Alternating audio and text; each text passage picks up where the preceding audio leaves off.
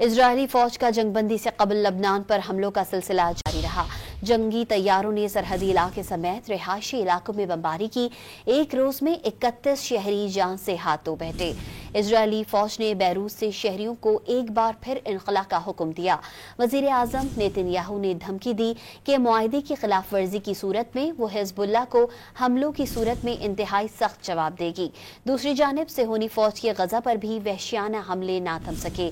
पनाह गजीनों के स्कूल पर हमले करके 14 फलस्तीनियों को जिंदगी से महरूम कर दिया। मगरबी किनारे में भी फलस्तीनी शहरियों के घरों को मस्मार किया गया। इजरायली फौज का जंगबंदी से कबल लबनान पर हमलों का सिलसिला जारी रहा। जंगी तैयारों ने सरहदी इलाके समेत रिहायशी इलाकों में बमबारी की। एक रोज में 31 शहरी जान से हाथ धो बैठे। इजरायली फौज ने बैरूत से शहरियों को एक बार फिर इनखला का हुक्म दिया। वजीर आजम नेतन्याहू ने धमकी दी कि मुआहदे की खिलाफ वर्जी की सूरत में वो हिजबुल्लाह को हमलों की सूरत में इंतहाई सख्त जवाब देगी। दूसरी जानिब सेहोनी फौज के गजा पर भी वहशियाना हमले ना थम सके। पनाह गजीनों के स्कूल पर हमले करके 14 फलस्तीनियों को जिंदगी से महरूम कर दिया। मगरबी किनारे में भी फलस्तीनी शहरियों के घरों को मस्मार किया गया।